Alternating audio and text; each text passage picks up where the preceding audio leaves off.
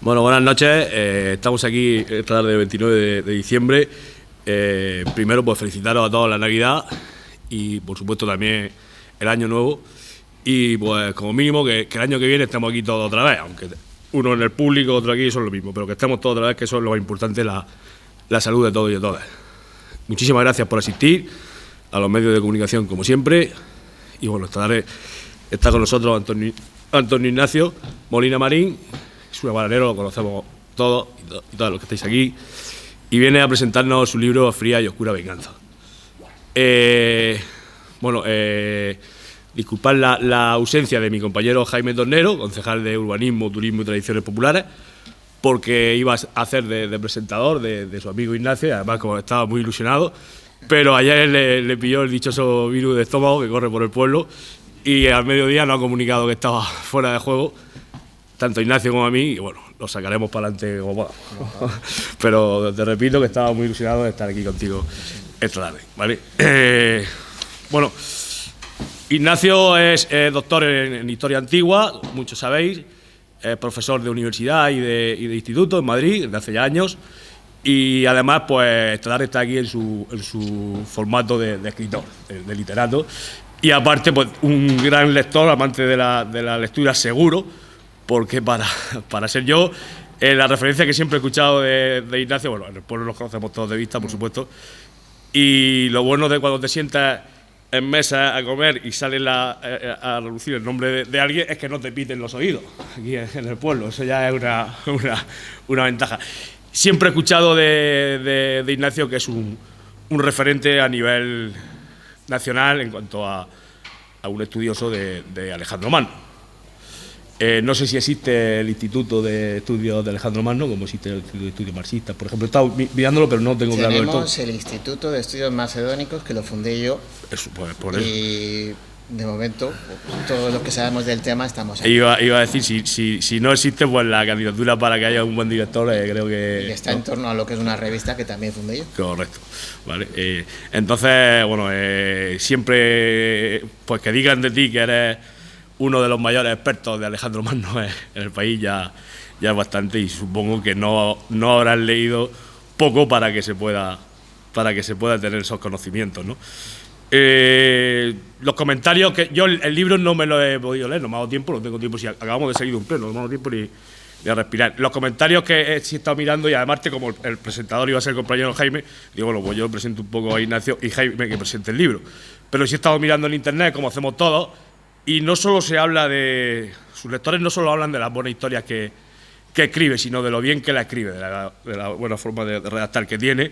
Por lo tanto, es pues un auténtico especialista en la materia, tanto en el fondo como en la forma. Es tu quinto libro, por lo que he visto, publicado, ¿no? Aunque también has trabajado en otras publicaciones compartidas, sí, ¿no? Y no eres nuevo en esto, pero tengo que decirte, estaba hablando con Javier de la librería Victorio Lucas. No sé si has conocido el ciclo literario que hemos hecho, por aquí han pasado los mejores escritores y escritoras del país y periodistas. Y bueno, como siempre en lo que es el cartel, combina escritores y periodistas de talla como los que han pasado por aquí con escritores locales, ¿vale? Pues si tienes algún proyecto nuevo en mente, que ahora después ya en el turno de Robo y Preguntas nos lo contarás, para el próximo año o el siguiente, queremos invitarte a que formes parte de ese cartel de ciclo literario, porque repito que aunque sé que no eres nuevo, que ya has escrito, eres un auténtico experto, pero creo que es un buen cartel para, pues, la buena visibilidad que tiene en la agenda cultural, tanto dentro como fuera de la región, el ciclo literario que hasta el día de hoy, durante 2 años, nos ha traído Javier de la librería Victorio Lucas con las distintas editoriales que trabaja, ¿vale? Por lo tanto, estás invitado para si quieres participar en la próxima edición o en la siguiente. Ya lo hemos hablado con Javi, ¿vale? Y este año ha sido, bueno, pues un ciclo espléndido y ha funcionado muy bien, y como consecuencia de eso nos han regalado la editorial Planeta y Javi de la librería Victorio Lucas para el día 12 de enero la presencia en nuestro pueblo de Luz Gabas, que es la Premio Planeta del 2022. Ya eso en un pueblo como Abarán, de 12.000 habitantes, pues creo que es todo un logro. Por lo tanto, también estáis todos invitados, será el 12 de enero en el Teatro Cervantes. Por mi parte, nada más, Ignacio, aquí tienes tu casa para cualquier proyecto que tengas en mente, ¿vale? Esta es tu casa, este es tu pueblo. Y al terminar, bueno, ahora yo pasaré la palabra a Ignacio. Al terminar abriremos un pequeño turno de preguntas, ¿vale? Para que la gente pregunte lo que quiera. Por supuesto, pues si alguien quiere hablar de la novela o Por quiere supuesto. pedirme dinero eso se lo voy a pedir yo, o pero explicaciones. no lo hagáis los demás. Me consta que hay gente que lo ha leído y a lo mejor hay gente que quiere pedirme explicaciones por haber escrito esto. No sería novedoso. Y después, seguidamente, pues bueno, se pondrá a la venta el libro y aquí estará para firmarle a la gente, ¿de acuerdo? Y dedicarle el libro a todos los que quieran comprarlo. Muchísimas gracias y te repito, esta es tu casa para lo que quieras. Te cedo el turno de palabra y ya, pues muchísimas gracias. Es un auténtico honor hablar delante de ustedes, que la mayoría o son familiares o son amigos y son mis paisanos, lo cual en un pueblo tan pequeño quiere decir que también son mi familia, porque todos somos primos hasta cierto punto. Quiero empezar dándole las gracias al Ayuntamiento de Abarán, a la Consejería de Cultura y especialmente a Jaime Tornero, que no ha podido estar aquí, y a Felipe, que han hecho posible este acto. Y sinceramente puede parecer un tópico, pero me llena de orgullo poder hacer algo como esto en mi pueblo. Si hace 20 o 30 años me dicen que iba a ser algo similar, pues no me habría creído o no habría hecho que es imposible. Pero realmente me satisface muchísimo. No tanto de lo que tengo que hablar, que es una novela, pero sí sobre la ciudad que transcurre en esa novela, que es una ciudad que a mí me ha impactado las veces que he estado ahí. Es una ciudad maravillosa, es una ciudad dentro de la propia ciudad, ahora intentaré explicárselo. Es una ciudad griega, es una ciudad sefardí, es una ciudad turca, que es la ciudad de Salónica, es la ciudad de Tesalónica. Hace más de 20 años que fui por primera vez y desde luego sigo recordando el impacto que me causó en todos los sentidos. No les voy a querer aburrir mucho, porque si ven que yo me extiendo mucho, me cortan y me lo dicen en Navidades y tenemos que hacer todas cosas. Bueno, les he preparado un PowerPoint porque esta es mi primera novela y yo siempre me encuentro con el reto de qué contar o qué hablar sin destriparles a ustedes el libro, porque eso es una cosa que ustedes tienen luego que hacer. Como el protagonista es una ciudad y es un grupo étnico, lo que he hecho prácticamente ha sido presentarlo aquí. La novela pues se inicia cuando aparece lo que es un cadáver justamente de este edificio. Es el edificio Seguros Ocaso, que está en pleno centro de Madrid, colgado justamente aquí, en lo que sería la estatua. Y ahí comienza lo que es una trama un tanto extraña, porque la trama une tres géneros distintos a priori: novela histórica, novela negra, novela de fantasía. Pero comienza ahí, todo comienza cuando encuentran lo que va a ser muy cerca de aquí un diario que está escrito en castellano antiguo, en ladino, que le remite a una ciudad que es la ciudad de Salónica en la Segunda Guerra Mundial. La ciudad de Salónica es una ciudad que yo he tenido que conocer y viajar muchas veces porque, como ha dicho Felipe, mi gran pasión, mi gran objeto de estudio es Alejandro de Macedonia. Y Tesalónica, por así decirlo, es la ciudad en la que se ven más restos. Ustedes pueden ver ahí, uno va paseando prácticamente con lo que son las ramblas que bajan hasta lo que es el puerto y se encuentra, como está este señor, que no es que esté en una zona musealizada, está pasando de su casa a otra. Y es una cosa realmente extraña, pero es prácticamente una ciudad museo. Yo entré por primera vez en el año 2001. Me pillaron las Torres Gemelas, el incidente de las Torres Gemelas estando ahí. No sabía si podía volverme. Y empezaron a hacer lo que era el metro de la ciudad. No han avanzado mucho en 20 años, porque es imposible prácticamente con el nivel de cosas que uno cuando mete la pala, pues de ahí es una ciudad que es macedonia, que es romana, que es bizantina, que es turca y es la segunda ciudad de Grecia. Pero no tiene ni 100 años como griega. Es una cosa que pretendo mostrarles, por ejemplo, a continuación. Y desde luego, esto, si ven ustedes las vistas en lo que es la parte alta, es una ciudad maravillosa. Tiene pues unos monumentos realmente curiosos. Esos son los más emblemáticos, junto a lo que es la Torre Blanca que aparece en la portada del libro. Esta es la rotonda de Galerio, y este es el arco de Galerio, que está muy cerca, y si ven lo que es esto de aquí, esto es un minarete. Esto durante muchísimo tiempo fue una mezquita, hasta el año 1912. Ahora es un museo, está musealizado y se pueden ver unos mosaicos bizantinos maravillosos. Tenían 4 minaretes y este se quedó ahí. Y la gente piensa, no, esto es totalmente turco. Esta, por ejemplo, es la emblema de la Torre Blanca. Se llama así porque se dice que un judío sefardí conmutó la pena de muerte si la encalaba totalmente de este color que todavía se puede ver aquí.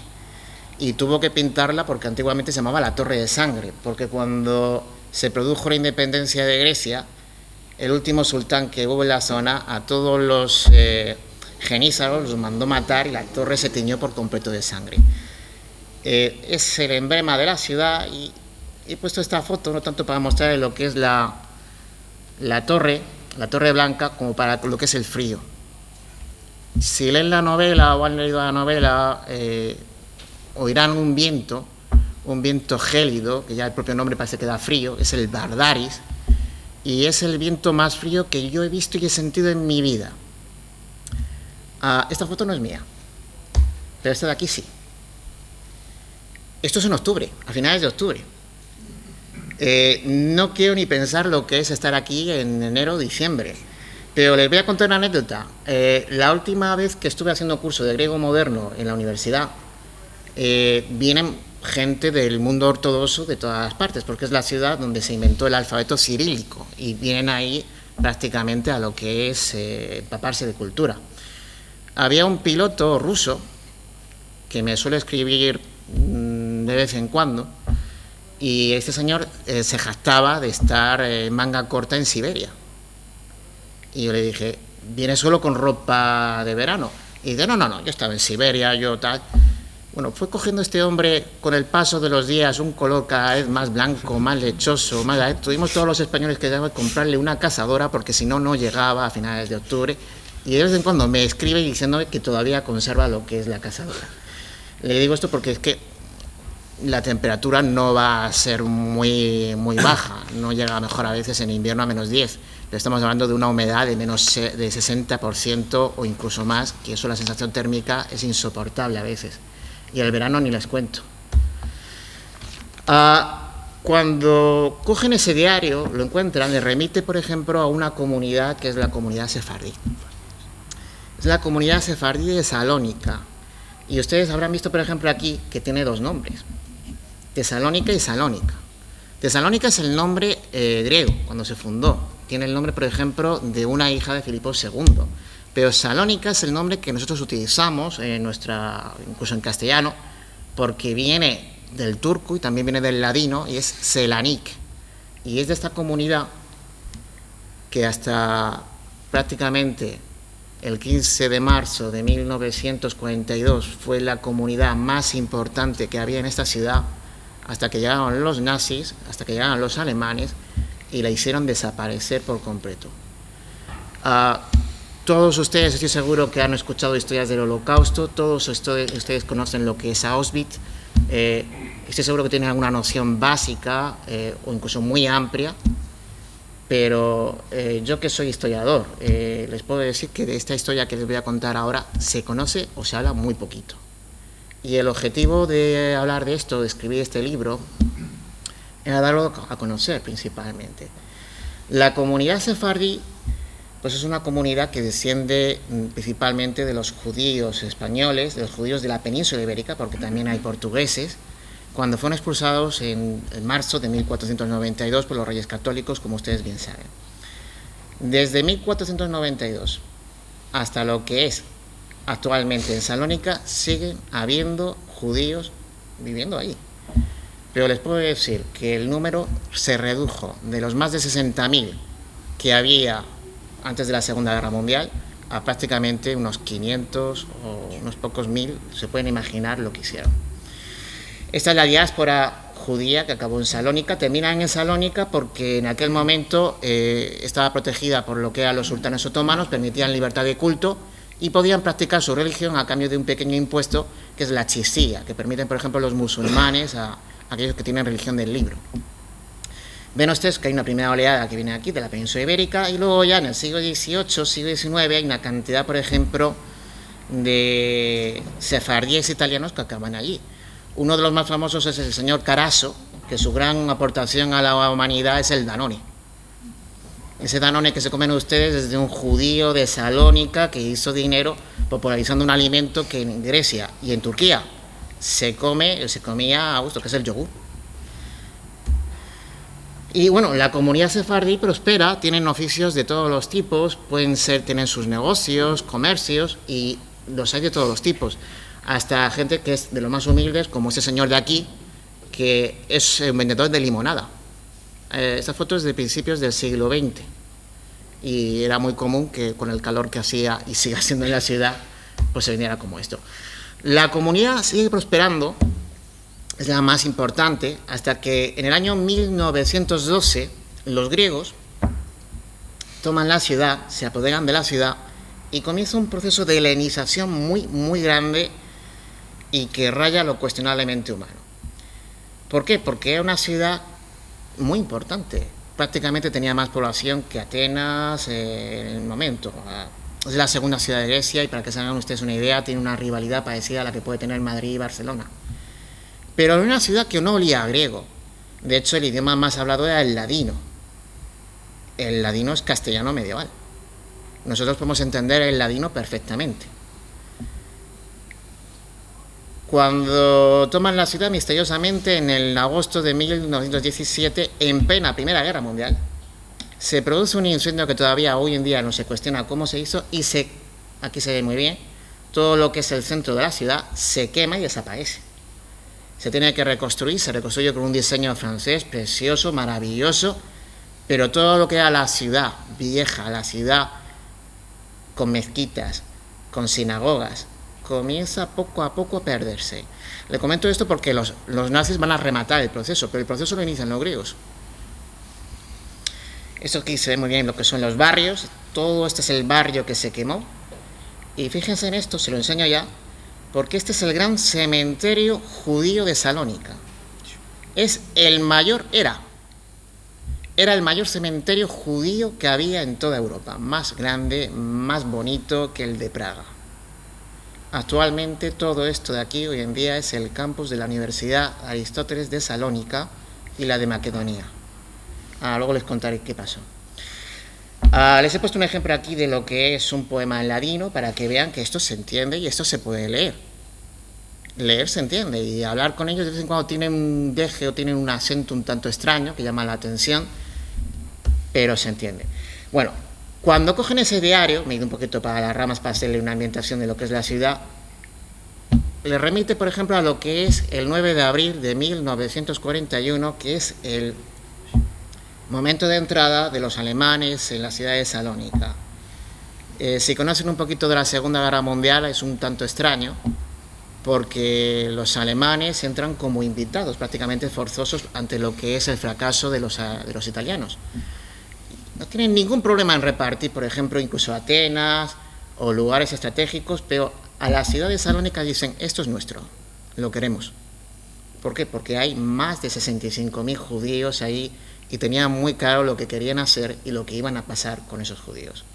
Este es el momento, por ejemplo, que también se ve en lo que es la novela, cuando entran lo que son los Panzer muy cerca de la casa de donde vive el protagonista, que es Nico Charisteas, que es un señor que es un bibliófilo, que está apartado de lo que es el mundo, que no quiere saber nada del mundo por unas cuestiones que luego se ven en la novela, pero que ha adoptado, como ya no puede leer, ha adoptado a un niño prácticamente huérfano, el hijo de una prostituta, para que le lea en griego, para que le lea en otros idiomas.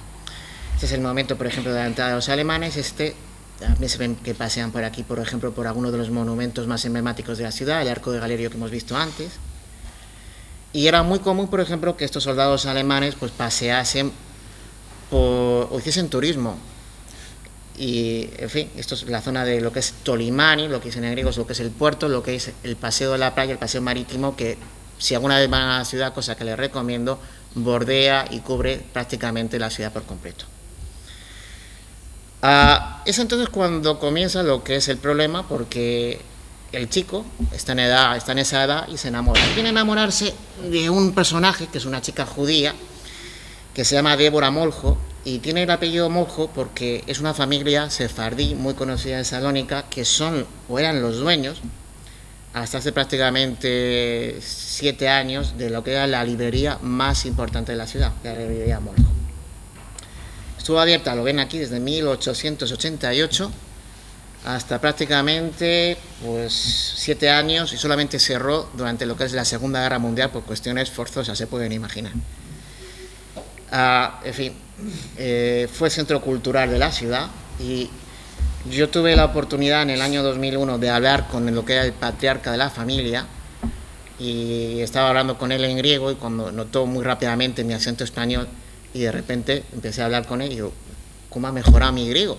Lo entiendo todo. Y voy a llamar a mi padre, papá, ¿cómo ha mejorado mi griego? Lo entiendo todo. Y digo, no, esto no es griego, me está hablando en castellano, pero no es castellano, era ladino, y era la primera vez que escuchaba el ladino, y no lo olvidaré, porque el hombre tenía gala, le gustaba mucho poder exhibirlo. El idioma que habla esta gente es el griego, pero entre ellos, en su día a día, en su casa, es el ladino. Siguen hablando en castellano, y es el mismo castellano del siglo XV, no ha cambiado. Cantan en castellano del siglo XV, no ha cambiado. Siguen teniendo las llaves de los lugares, por ejemplo, que tuvieron que abandonar el 31 de marzo de 1492. Lo siguen teniendo, incluso tienen un museo ahí muy bonito.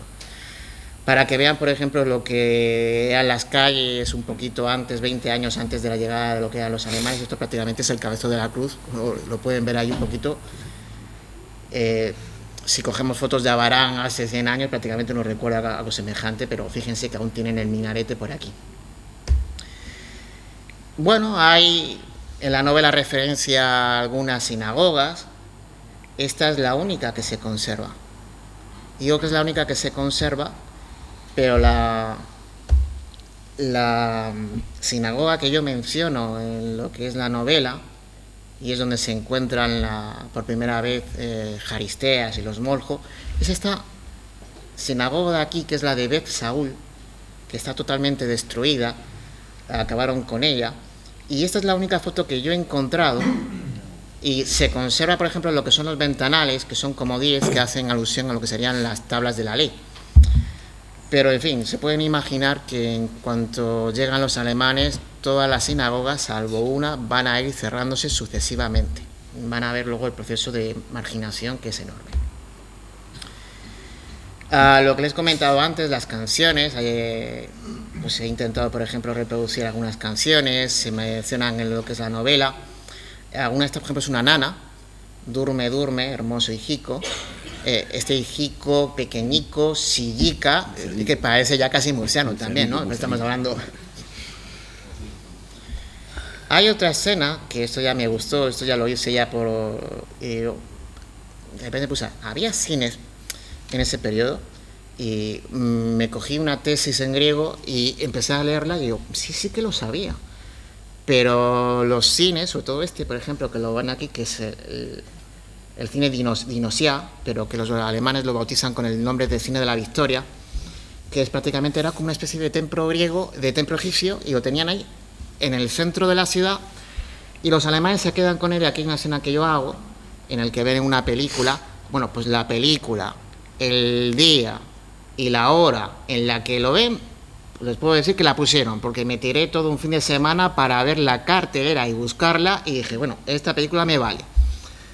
Le puedo decir que había un trabajo de documentación, yo soy historiador, hay un momento de ficción, pero la parte, por ejemplo, de que es Salónica, me he querido documentar bastante bien.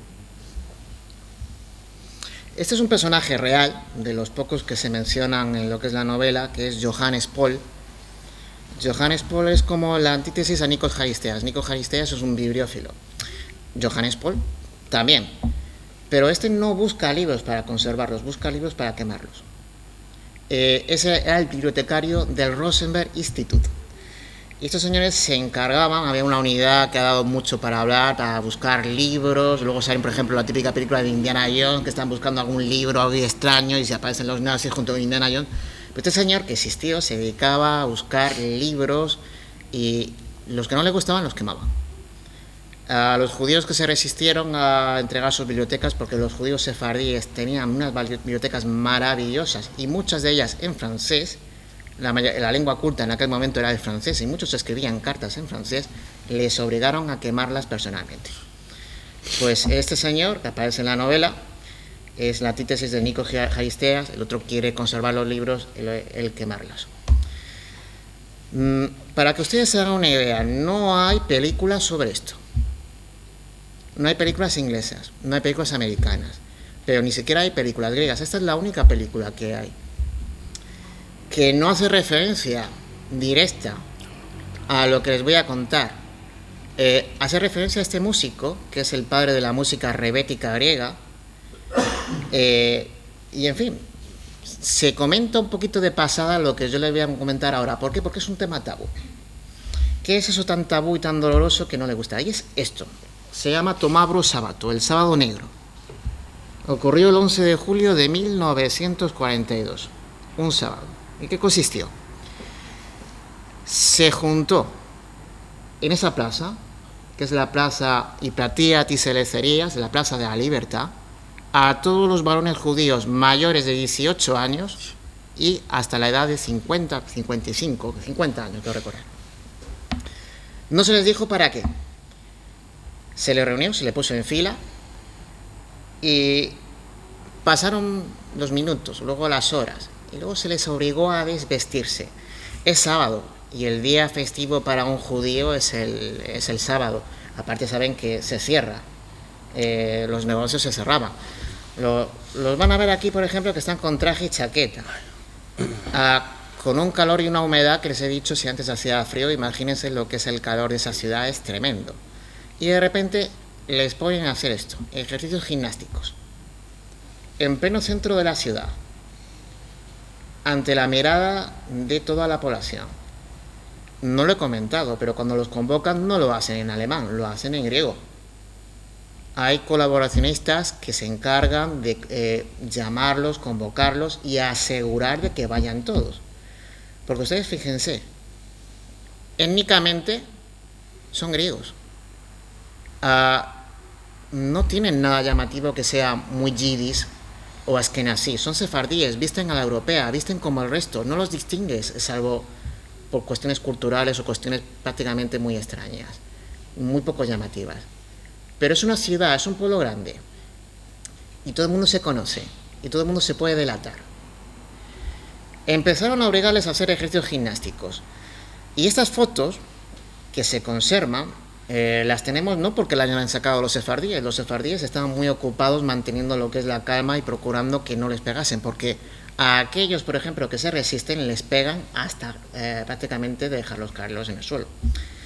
Hay este señor de aquí, que es un personaje real, que es el miembro de una banda de música que quiso inmortalizar lo que es el momento, y todas las fotos que tenemos, cómo les pegan y cómo les humillan, se han conservado porque curiosamente hace unos años se encontró pues unas fotos, pero prácticamente lo que es ¿cómo decirle? Una tienda de objetos antiguos, y se encontró, bueno, tienen un valor histórico tremendo. De esto no hay ningún libro, porque es un tema tabú para los griegos. Yo cada vez que he ido y he querido hablar, por ejemplo, de lo que investigo, porque soy historiador, me quieren hablar conmigo de Alejandro Magno, de Omegas, Alexandros, y no hay ningún problema, todo el mundo quiere hablar conmigo. Pero yo tenía mucha curiosidad con esto, porque yo la primera vez que fui a Salónica me quedé muy impactado. Está en lo que es la plaza, y en la plaza, por ejemplo, hay un par de fotos, esta foto, esta de aquí, esta foto, y otra más, en el que parecen obligándole a hacer flexiones, cosas así, algún tipo de tortura. Pero esto está dentro de una ciudad. Esto está en el corazón mismo de la ciudad, en la plaza más grande de la ciudad.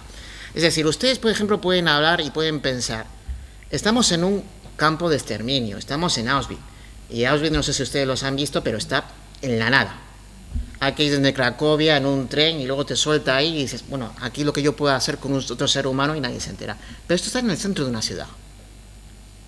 Y estos son 10.000 personas que de repente ven cómo les humillan públicamente, nadie hace nada.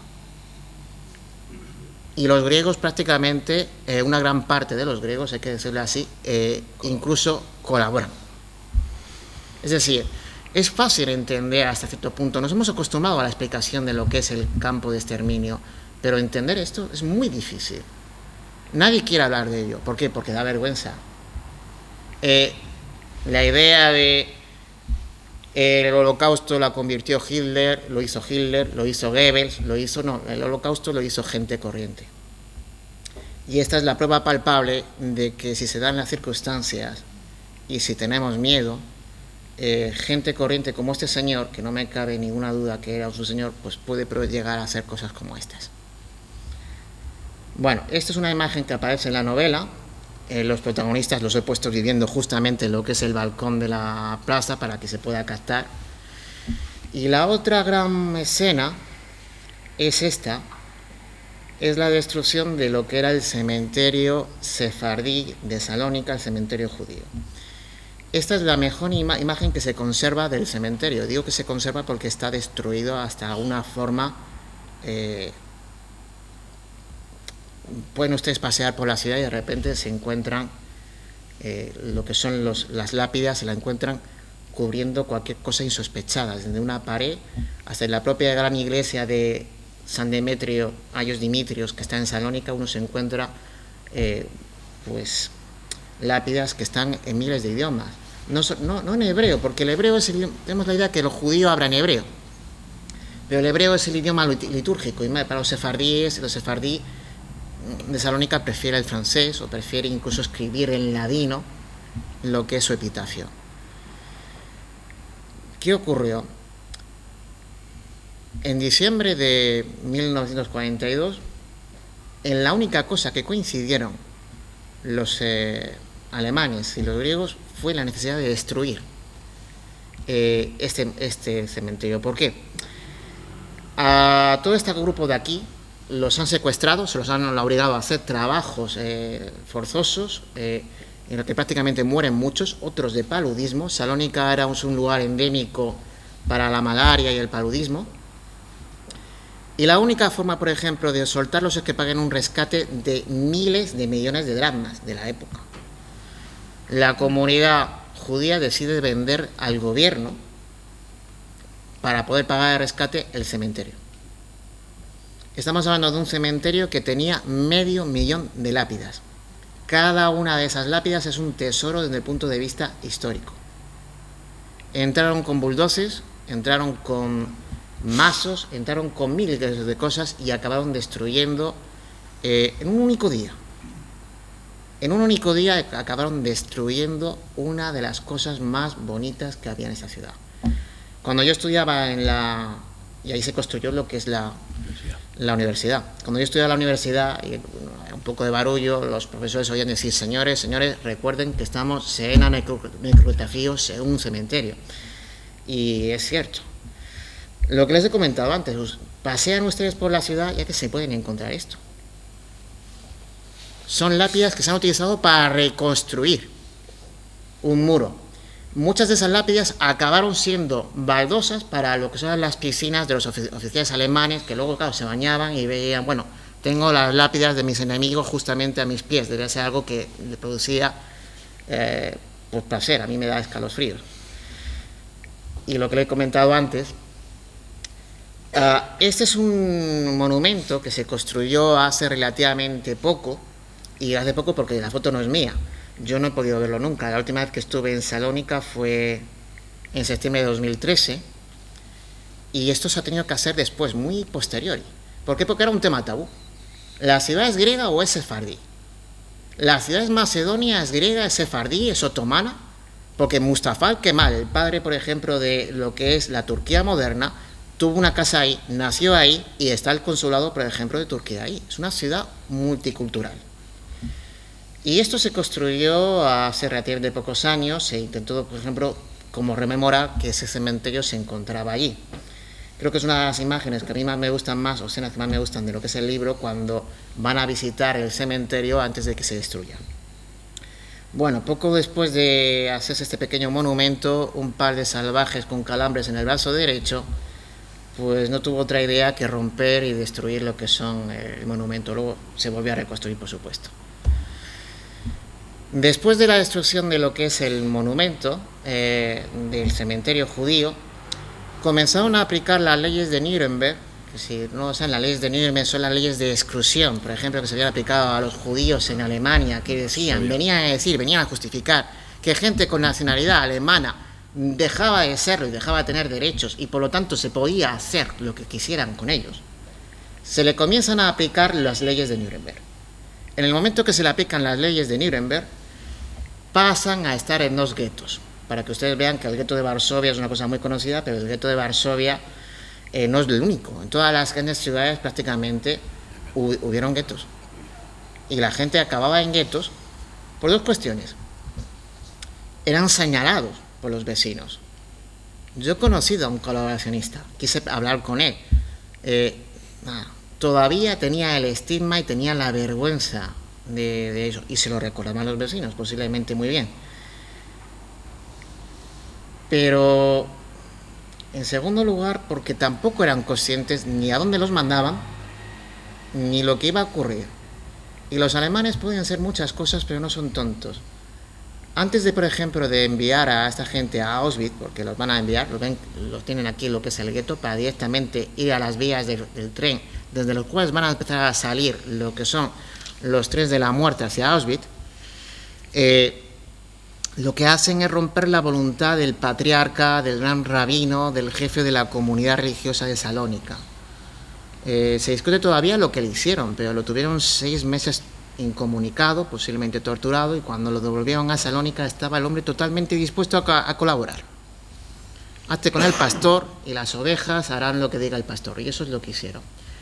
Pues esta gente acaba en esos guetos. Esta es una de las pocas fotos que se conserva, cómo los llevan en fila a India. ¿Qué distancia hay de Auschwitz a Salónica? Pues hombre, Auschwitz está en Polonia, de aquí pues estamos hablando de varios días de tren, y algunos llegaban muertos. Estamos hablando en esos trenes de 3 a 5 días, porque son los vagones, ustedes los habrán visto, son vagones para ganado que van llenos.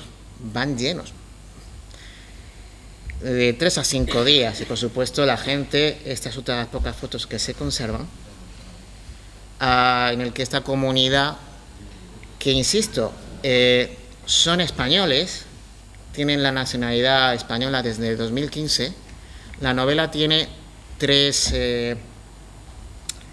arcos argumentales y temporales, pero todo ocurre en Madrid antes del año 2014, de 2015, porque en 2015, si no lo saben, a esta gente se le dio la nacionalidad española, se les reconoció como ciudadanos españoles de pleno derecho, siempre y cuando pudiesen argumentar, por ejemplo, algo muy básico, como lo que era pues su herencia sefardí. ¿Cómo se demuestra eso? ¿Cómo se demuestra, por ejemplo, que esta gente es descendiente a través... No sé si conocen el caso de Angelo Sanz Britt, el ángel de Budapest, el hombre que extendió documentación falsa para salvar a miles de judíos en Budapest y que no acabaron en Auschwitz simplemente diciendo que eran sefardíes. Pero fue bastante difícil y es una comunidad que lo ha pasado muy mal. El fin de esos trenes, y esto ustedes lo reconocen, este es la entrada al campo de Auschwitz-Birkenau, que realmente es una de las cosas más terribles que uno puede visitar o ver. La comunidad terminó ahí. Más de 50.000 judíos de Salónica perecieron en este campo de exterminio. La famosa foto, por ejemplo, que hay de cuerpos quemados, la primera foto que se vio del Holocausto, la hizo un judío de Salónica arriesgando su vida. Y en palabras, por ejemplo, de Primo Levi, era la comunidad más férrea, que tenía más más entereza en lo que era, por ejemplo, el campo de exterminio. Cuando vemos, por ejemplo, lo que es el campo de exterminio, un campo de concentración, pues solemos pensar que, claro, judíos todos juntos, pero los judíos, ¿qué idioma hablaban? No hablan hebreo, el hebreo es el idioma litúrgico. Hebreo se habla ahora en Israel, en el Estado de Israel. Israel se funda en el 48. Pues el judío askenazí habla yiddish, que es una mezcla de alemán y hebreo. No se entiende con el judío sefardí. ¿Qué decirles con el que estén, por ejemplo, que venga de la zona de eslava? Es decir, no, aunque los alemanes lo viesen como un todo homogéneo, no lo eran. Y lo pasaban muy mal. Bueno, la novela termina en otro lugar, que es la ciudad de Platamona, que es cuando se produce, por así decirlo, el giro argumental y se descubre algo de la identidad de los personajes. Y es una ciudad muy bonita que está relativamente cerca de Salónica. Viene a ser algo así como una pequeña ciudad de veraneo. Y termina en esta fortaleza, que es una fortaleza bizantina. Y, en fin, es la torre que los personajes sueñan con ella y que tiene que ver un poquito con lo que es el argumento. Tuvo, por ejemplo, fue un enfrentamiento también en lo que es la Segunda Guerra Mundial. Me tuve que documentar, tuve que buscar, encontré fotos. Hay cosas que digo, por ejemplo, cuando roban lo que son los artilugios de los tanques que estaban ahí tirados, es que lo hicieron y eso lo pude ver. Y en fin, ya para ir terminando, porque no le quiero robar a ustedes más tiempo, tengo que explicarles una cosa. Hay una versión antigua y una versión actualizada del libro, que es esta. ¿Por qué? Pues una diferencia de opinión muy grave entre lo que es el editor de la antigua versión, que es esta, y la nueva, que es esta de aquí, y decidimos, no pacíficamente por completo, no del todo pacíficamente, pues separar nuestros caminos, y decidí, porque no me daba tiempo para encontrar una nueva editorial, pues subirlo a Amazon y sacar nuevos ejemplares que están mejor cuidados, porque me hicieron una faena, no hicieron corrección ortotipográfica y el pesado de estos 6 libros es bastante malo, y la verdad que no he terminado contentos con ellos, ni les recomiendo ni nada que publiquen, ni que publiquen con ellos. Y, en fin, lo que me ha dicho antes Felipe, también aprovecho ahora.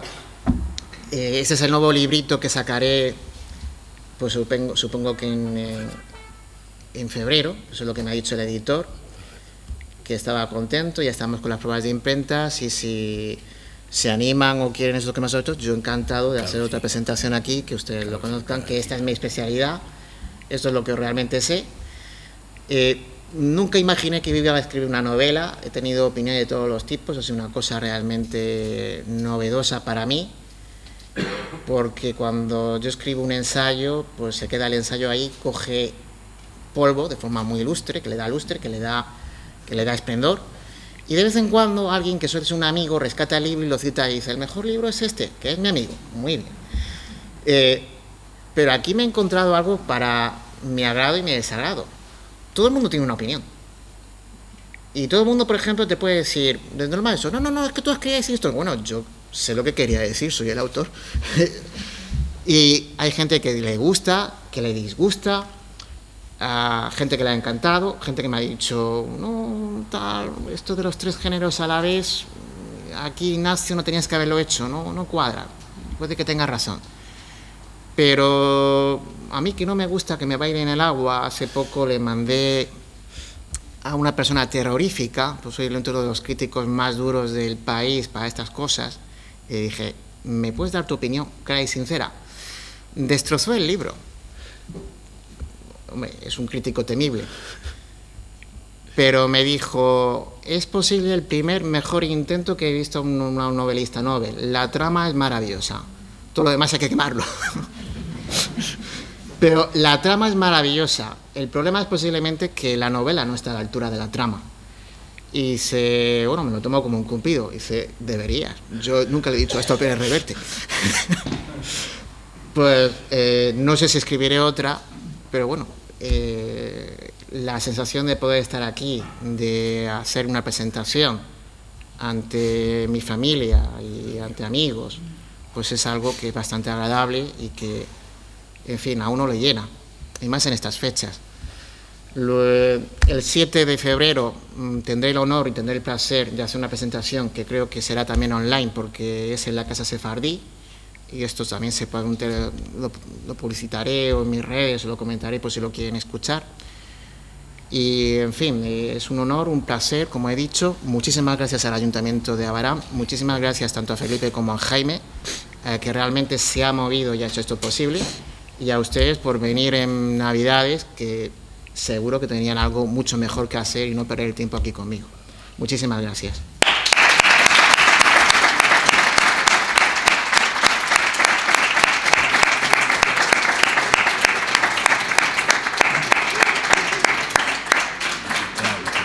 Enhorabuena. Mira, si alguien quiere preguntar algo, dile. Si alguien quiere preguntar algo, pedir explicaciones o algo, pues...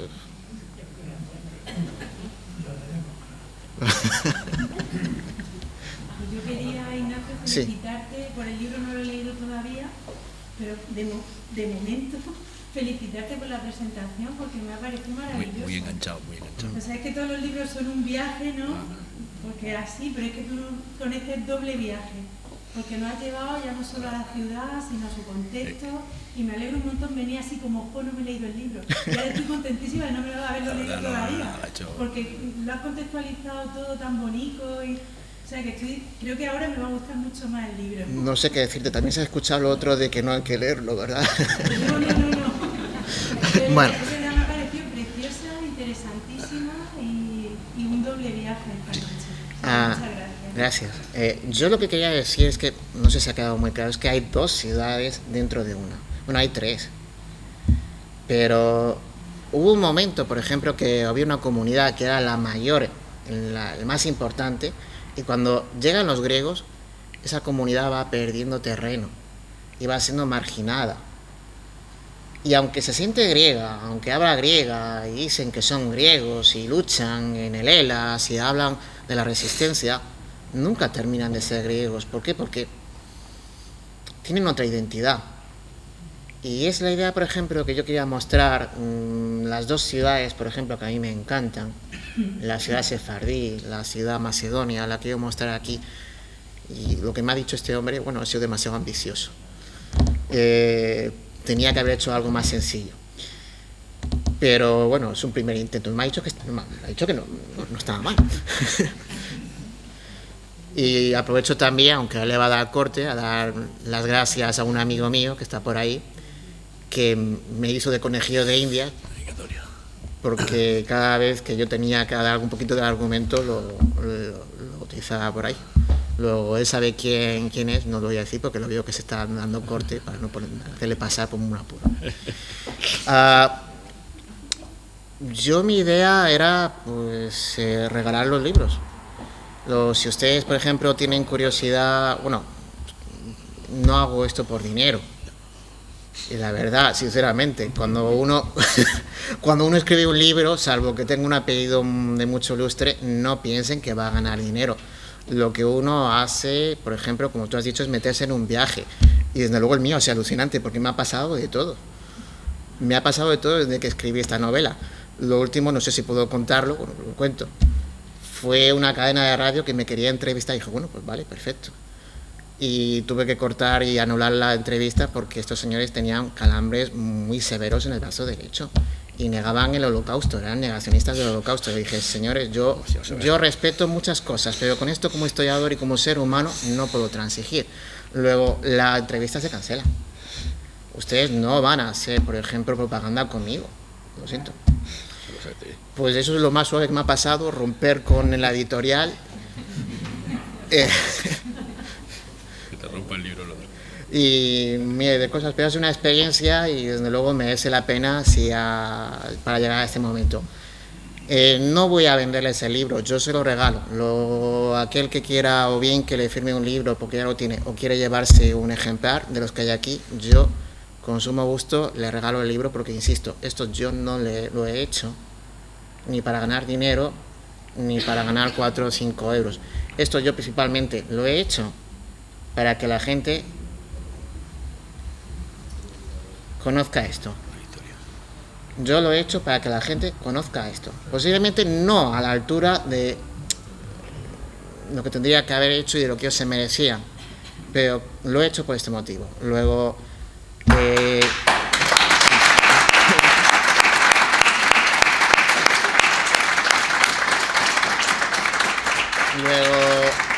si no tienen alguna pregunta más, queja... ¿Sí? Mira, Ignacio, no era pregunta, pero era a colación de lo que ha dicho la compañera, que me ha encantado sobre todo que nos haya abierto los ojos sobre este tema, porque yo el holocausto en esta zona no lo conocía, y precisamente porque no se ha... Es que es tema tabú, es tema tabú. Por eso te he preguntado la distancia que había de un sitio al otro. En Francia hay también mucha vergüenza por el colaboracionismo, porque hubo muchísimo. Pero Francia tiene... Hoy en día están muy avergonzados de aquella época, sin embargo sí se ha escrito mucho. Incluso propios judíos que en ese momento acabaron en campos de exterminio, escribieron sobre ese momento y fueron anotando en cuadernos que después sus hijas, por ejemplo, hicieron el libro y lo publicaron después.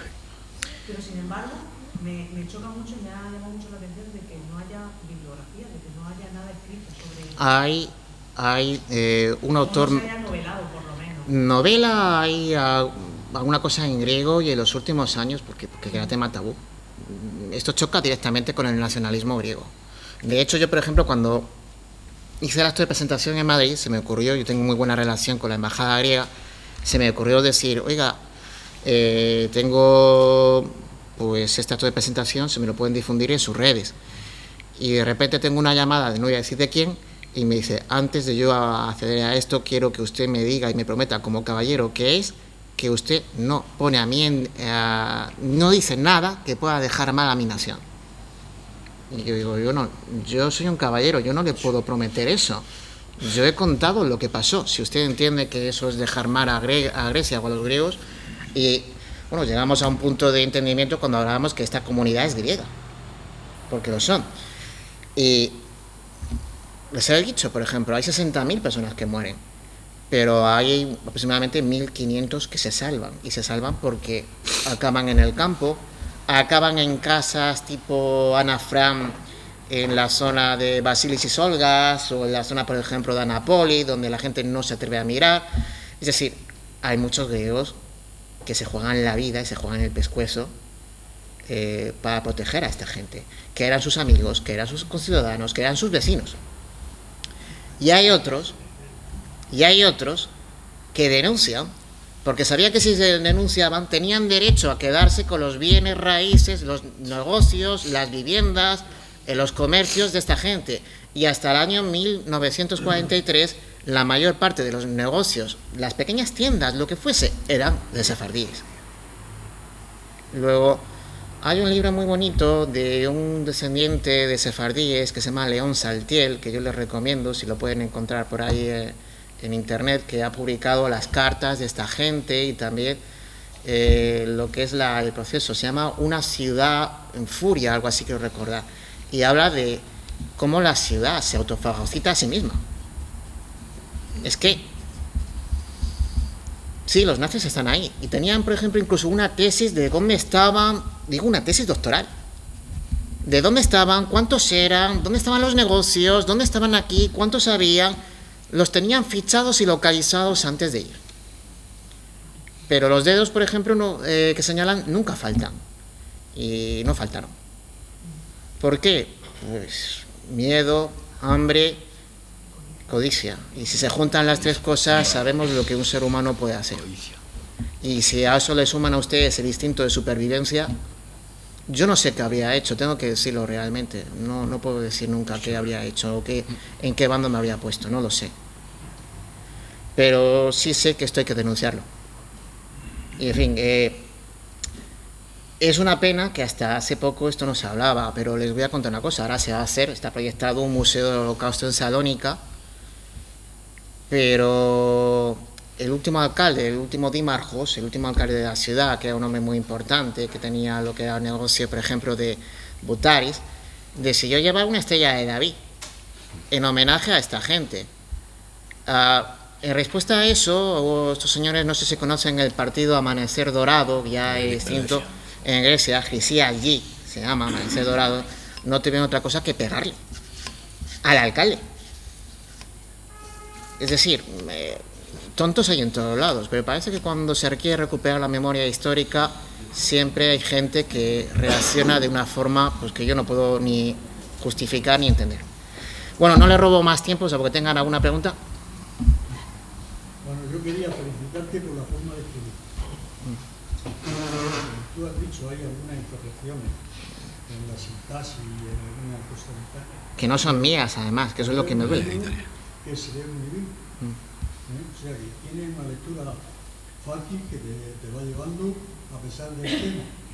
Pero te felicito por esa forma. Muchísimas gracias. Y por otra parte, tú habrás oído muchas veces más que yo que hay escritores que comienzan una novela y luego la novela se apoderan del escritor y es ella la que se desarrolla por sí misma.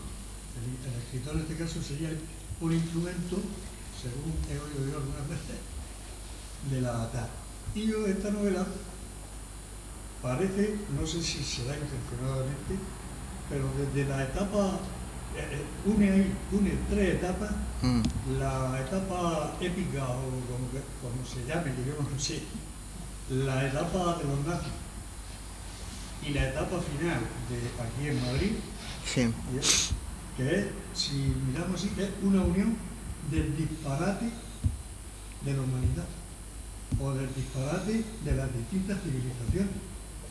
No sé si ha sido tu intención, pero yo la veo así, porque el principio, el épico que digo yo, es un disparate, pero es aceptable porque viene de la mitología y de tal, y es luego el nazi, que es totalmente responsable y reprobable. Y luego el desenlace final, que es también un disparate desde mi punto de vista, pero es un disparate que ya no se puede aceptar, porque refleja una faceta de las civilizaciones a través de la historia.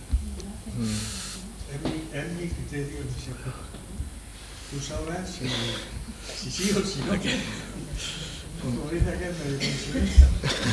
Cada uno lo sabe. Lo bonito, por ejemplo, de la novela, que es lo que a mí me ha gustado, que cada uno tiene una lectura distinta y luego me hace aquí que yo incluso aprendo con ese tipo de lecturas.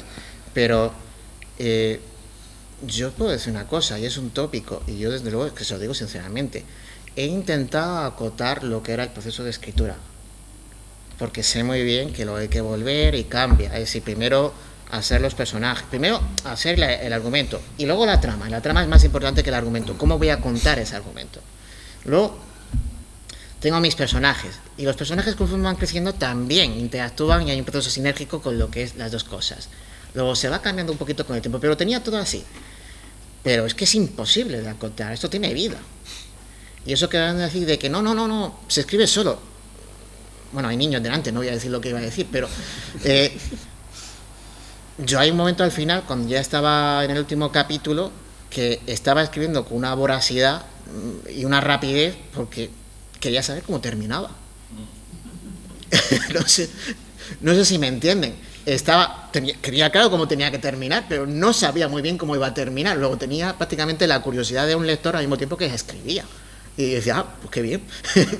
Era algo curioso. Luego, no lo sé, es muy distinto escribir ensayo a escribir una novela. El ensayo comienzas con una idea, te puedes dar cuenta de que no tenías razón, lo rehaces y dices, pues qué bien me ha quedado, tenía razón. No, al contrario, es un viaje que se puede simular.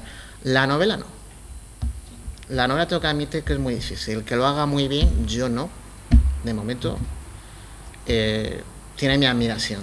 Y aquel que sabe leer bien una novela, pues también.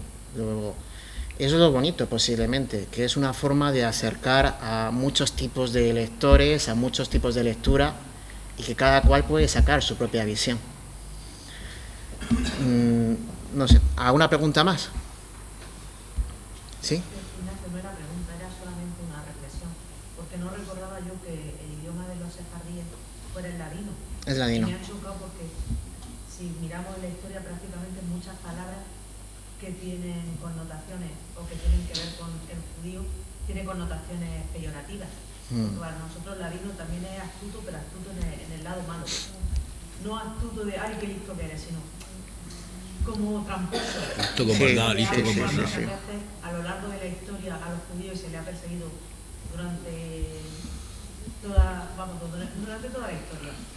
Precisamente por eso, por emprendedores, porque han acumulado dinero y siempre han despertado envidia. En aquellos sitios donde han estado, pues se han sabido mover porque han sido básicamente comerciantes y acumulaban también el saber. Sí, En la mayor parte de las veces. el lobby más importante del mundo. Vaya. Eso porque no recordamos que se llamara ladino el idioma de los Es que sefardíes. no hay una comunidad o una nación judía como tal. Y tenemos, por ejemplo, que hablar o pensar lo que es el pueblo judío antes de lo que es la Ilustración, antes de que surja lo que es la Haskalah, que es la aplicación de la Ilustración para ellos. Sé judío en tu casa e intégrate fuera. Viene a decir un poquito lo que es el lema de la Haskalah. Y es cuando ellos, por ejemplo, dicen, bueno, pues nos vamos a integrar realmente aquí, porque era un grupo muy cerrado. Pero cuando ellos dan ese paso para integrarse, eclosiona una de las mayores enfermedades que hay en toda la historia de la humanidad, que es el nacionalismo. Y se encuentran que de repente, es cuando ocurre, por ejemplo, el famoso caso Dreyfus, es cuando ocurre las grandes persecuciones, es cuando se hace, por ejemplo, la historia de los sabios de Sion que planean dominar el mundo. Se encuentran que no hay forma humana de integrarse, no quieren que se integren porque son el chivo expiatorio de todo. Hitler no inventa el antisemitismo, no lo inventa, ya estaba, era más viejo que el propio mundo, pero el antisemitismo llega a una eclosión en el que es el momento en el que surgen los grandes discursos nacionalistas. Y con perdón por lo que voy a decir, pero las naciones son un constructo que surge en el siglo XIX, es algo que tenemos que construir en el siglo XIX. Descubrimos que somos franceses, italianos o españoles, y ellos descubren de repente que no pueden ser nada de eso. ¿Por qué? Por la religión. ¿Por qué? Por el idioma. ¿Por qué? Por la música. ¿Por qué? Porque siempre necesitamos a alguien con quien señalar al dedo, con el dedo. Y es así. Son un mal necesario, eran un mal necesario. Pues si no tienen alguna pregunta más, pues muchísimas gracias. El que quiera, le echo un rayajo o le doy un libro. Magistral clase de historia. A ustedes.